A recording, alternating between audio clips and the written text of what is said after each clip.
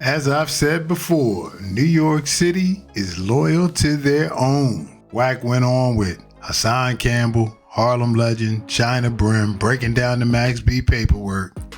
And one thing about those New Yorkers though, they gonna stick by their people. They call them out without calling them out. We're gonna get into the aftermath of the conversation he had with them and try to get to the bottom of why New York just won't admit it. If this I'm the one got the paperwork. No, and I'm not going back and forth with you. Listen, leave films, all the recordings I hear Pooh saying, WACK, what's your address? Give me your shit. It's coming in because I told him how to get it with tell his attorney. Said, I'm going to send it to you. I put it on my Instagram. You see the email. This is how WACK got it. The email came from Pooh Sims. Right. Now, y'all heard this line, tell everybody, well, it was because it was my entertainment attorney and it was a conflict of interest. Then you heard him say, you don't got bigger bells saying no names on those things. Cap. You got the 75 down to 20 because you got up there, identified it was premeditated, that he took a gun knowing he's going to commit a crime. He took a gun saying, my intentions are to shoot and kill if they have a weapon. And he confirmed Pooh Sims the ones pulled the trigger and killed the individual. And then when they asked him, well, who do you want us to turn your files over to? He asked the judge to burn them on the record. Now, Chuck, you got all this. I got it. This would trip me out, Chuck. I go make up a rumor about me ain't seen and ride it out. These just see a full-blown vacuuming. All right, real quick. In a lot of conversations that I've had with New Yorkers or that I hear, they always say the person did bad, but I'm not going to call that man a rat. As though the label not being on there changes what the person did or said. And it seems to be, if you didn't get somebody locked up, then you did bad, but you didn't rat. There's a lot of people with Alpo when he came out that said he didn't tell on me. They still associated with him. He was running around like it wasn't no problem. A couple people would throw some shots, but when he pulled up on them, he had them taking pictures with him. So it's just a different world. Let's get back to it. So let me ask you a question, right? So would you be I'm about to text Miami now. The one you called on his phone, I'm texting him now, and I'm he just clout chasing. Who, Miami? Nah, whoever that was. That was talking to. Clout chasing, bro. End of the day, look, listen, it's just simple, bro. Once you put the document, it ain't even nothing to holler about. Nah, you're right. He's done all this old shit selective because be a fan. Look, I do business with Daniel Hernandez. He's a rat. He told you he's a rat. Look, he's a rat. He tell you he's a rat. The only difference between him and 6ix9ine, 6ix9ine will tell you he's a rat. Yeah. Y'all can't even get 6ix9ine paperwork. It's sealed. We get his, He'll tell you he's a rat. and he tell you that's a dangerous, because he'll infiltrate and rat and keep ratting. At least you know with 6ix9ine, he's a rat. Don't do nothing around him. All right. The craziest thing about this is Max flat out admitted that he told. He said, will you expect me to sit around with these ninjas, waste 30, 40, 50 years or another 10 years? I got money to make. I had to do what I had to do, basically. Same thing Alpo said. But ain't nobody going to say that they a rat. Like, they not just going to call themselves that.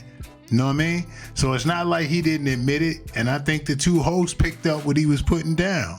Once again, it goes back to, and Max even said this, who's in jail because of me? And the answer to that really is nobody. Maybe she got picked up because of him, but she flat out just said, look, I did this and I did that. She told on herself. And so that's kind of like the baseline. If you ain't put nobody behind bars, you basically did what you had to do. No harm, no foul. You know what I mean? So let's get back to it. At least you know that. That's real. No, Stack City used to tell me he didn't believe, but now he say he believed me. I did, because I never saw this actual paperwork, but I saw. Bro, you did, Stack.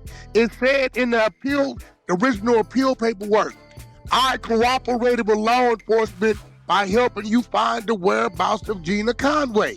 Yeah, I didn't believe that. That's what I didn't believe. Oh, you looking at the Justina? So you saying the Justina work is not valid? No, I'm not saying that. But what I'm saying is I didn't believe it for the simple fact that because I'm familiar with the case and I'm like, Stack. You're not more familiar with the case than the detection and what's said in the courtroom of the case. That's a fact. If you are looking at a going by my opinion, I wasn't going no fact. All our opinion is out the door when you looking at a document. You're right. And I wasn't looking at the document. I was going by my opinion. But I put the Justina up how long ago? Yeah, like a year ago. This is the me, you, him. This is this right here. This is what's said in court. Now, what I did is I already knew what Pooh had because he said, WACK, this what it is, how do I get it? I advised him what to do, how to do it. I said, you're the only one that can get it. You got to go in like you are getting ready for appeal. They got to release everything to you ever associated to this case, prior, during, and after. Remember, this is after. Wow. So now, Pooh is because the statement dude gave, if Pooh ever try to go in for an appeal, they can do a reset and book him even harder. Yeah.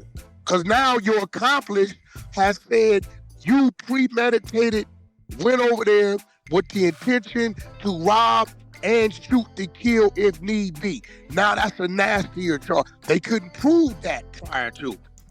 All right, let's pause real quick right there. So I disagree with this if what they say in that New Jersey statute is true in regards to your plea statements cannot be used to convict anybody else. If that's not true, then Pooh Sims is done. But if what they're saying and reading from that statute, and we're gonna look it up real quick. All right, so here's the definition. A plea allocution is a formal in-court procedure where a defendant formally admits guilt to criminal charges, allowing the judge to ensure the plea is made voluntarily, knowingly, and with a factual basis. It acts as the final opportunity for the defendant to address the court before sentencing, to show remorse, explain actions, or seek mercy. The key components: the judge asks questions to ensure the defendant is not coerced and understands the consequences of the guilty plea. We've heard this in several trials. The defendant often must explain in their own words what they did, providing facts that support the charge. There's a rights waiver. The defendant formally waives rights such as the right to a trial and sentence mitigation. While technically distinct from the final sentencing hearing, the allocution phase is the primary moment a defendant can provide context to influence a lighter sentence. Commonly associated terms. The Alford plea is similar to this, and we heard that in the Young Thug trial. A type of plea where the defendant maintains innocence but admits the prosecution has sufficient evidence for a conviction. So the funny thing about that is, you're telling the whole story, but they consider it you're just telling on yourself. See, that's where people are saying he didn't rat on anybody, but he did tell. So it get tricky, man. Let's get back to it. So they could have he could have said it was self-defense. Like now he eliminated all of that. He could get that life off him. And he can't get none of that off of it. That's how we got the 75 to the 20. Well, I'm saying, like, facts. What he's saying and what happened was the reason why he could have got the 75 off because it's premeditation, it's murder one. You can't say it was by mistake or happen, son. You planned to do this, and he said you planned to do it. And if you ever try to go back and take his back, he got to come back and say no, Rudy. It's worse than that. Now, if Pooh goes into the courtroom and files that, They didn't have this information prior to use the premeditated clause on him. Now they can book him, and if this comes with life or death penalty or life without, Gonna get more. give him more. Yeah, so his hands is tied. His hand, he can't do nothing. He can't do nothing. Right. But what I'm saying is, before Max took that plea, they could afford it, and he could have basically Yes, back and yes, life off and got numbers. yes. He could have did that. He can't do that now because now Max told him we discussed the robbery. We knew he was going, I wasn't. We knew why we was going. They were known to have money. We knew they might have a gun to protect their money. And Pooh Sims said, if they have a firearm or this, that, I will shoot to kill. Did he shoot to kill? Pooh Sims fired the shot to kill them. He said it. Dang. And he can't get away from this because That's why he quiet and didn't block me. He ain't never blocked me. hey yo, but listen. But now He tried to double back and call French, right, Chuck? Yeah. You know what French told him? What? WACK sent it to me 3 days ago. I just been watching the show, bro. Yeah. But French, I already know French know what's going on. Nah. French didn't know this part. And French, if you believed him and you don't know Max like that, what you think French was doing?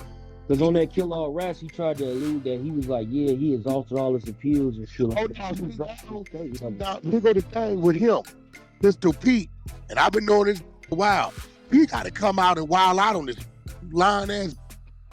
I took your word for it, because if not, you looking crazy. Yeah, but we find it funny, and when you reading this paperwork with Hassan and them, right? He asked the court asked him what you want to do with this. Burn it. He said burn it. That's crazy. And then the court clerk said, for the record, defendant said burn it. Yeah. So, Yeah, that's crazy. You know what fluff is the fact that, like, when you start dropping that Max B shit, everybody was like, yo, he hating on New York. And I'm like, yo, bro, you want to know that story. A New York nigga, the one told me to put him in tune with him, bro. I'm hating on New York. That makes I nigga from the DX. It's crazy, bro. New York nigga emailed it to me. Hey, Stack City, remember I told you, bro, you wouldn't listen. What'd you say? I said, remember I told you, I kept telling you, you wouldn't listen. I was like, all right, bro. Nah, you did. And I didn't listen to them. When I saw this, and I'm reading the paperwork as you sent it to me, and I'm listening to WACK and Hassan and everybody, and all them legend and whatever them niggas is dialoguing that shit. I'm like, nah, man, this. And look, Harlem Legend, them know what they gonna tell you? WACK looked out. He sent it to us. I could have hogged it. That's a fact. I sent it to them. Here you go. They was all in the comments like, yo, Hassan don't got shit to say to WACK right now, but they got to get that content in YouTube streets, man. Yeah, because I thought y'all had beef, YouTube beef or some. I mean, bro, I handled it on YouTube. I killed $60,000 of money he was making. I mean, what more you want me to do to them? But damn, I took $1,600,000, $700,000 out of pocket. Who, Hassan? Yeah, he didn't tell you that. He said, bro, when I did that with WACK texted me and said, you got about 3 weeks. You're going to change your way of life and living. And I blasted him and took his monetization. I said I was doing about 60 a month. Ask him, he'll tell you. Hey, it's all fair and war, nigga. You hit, I hit. I ain't tripping. Your move. Hold on, this might be Pete right here. I might try to get Pistol in here right quick. Hold up. Cause this is not, Pete ain't coming in here, bro. Hold on, you never know. He know we got to smash dude. He know that. I don't think he got to smash him, but no, he got to address it verbally. He played him, bro. He sat there on the. Pete played himself because he saw the Justia paperwork, but he sat there on his. And I know Pete asked him, and he told Pete, "No, ain't none of this true." Okay, you see, it's true. That's just like you telling the you need a ride. Yeah, you ain't got nothing on you, right? Nah, you know I'm on parole. Nah, he get in the car, you get pulled over, you got something on him. He get in the car, get pulled over, got something on him. That's gonna be addressed, bro. Yeah, because at the end of the day, like I'm not gonna lie, like he looking crazy. As much as I like as an artist, and you want to see people come home and do good, I don't want to see a rat come home and do good at all. That nigga came home and manipulated. Now him, you won't see Bigger Bell. You won't, nigga. You was a clown. And that Tony was in with Tory Lanez too, man. That's a fact. Yeah, Hold on, he downloading it now. Hold up, y'all. He about to come up here. Everybody pick up his shit, man. This shit is gonna be monumental. And I'm from New York, and I know. Listen. I'll tell you, I don't know Max B. I know Pete. We know each other. We've been in each other's presence a million times. Right. He know it's wrong, bro. Pete know, bro. I bet you that Max B ain't answering Pete phone calls. All right, y'all, there it is. Now, street code wise, it ain't no doubt what he did. He told. They tried to go the legalese route to say there was no impact to anybody else involved in the case based on that statute. So that's a very interesting thing, right? So, court of public opinion in New York, it seemed like most people riding with Max. Outside of New York, it's hit or miss. You know what I'm saying? So, let me know what y'all think in the comments, man. Until next time, it's your boy Dell. We out.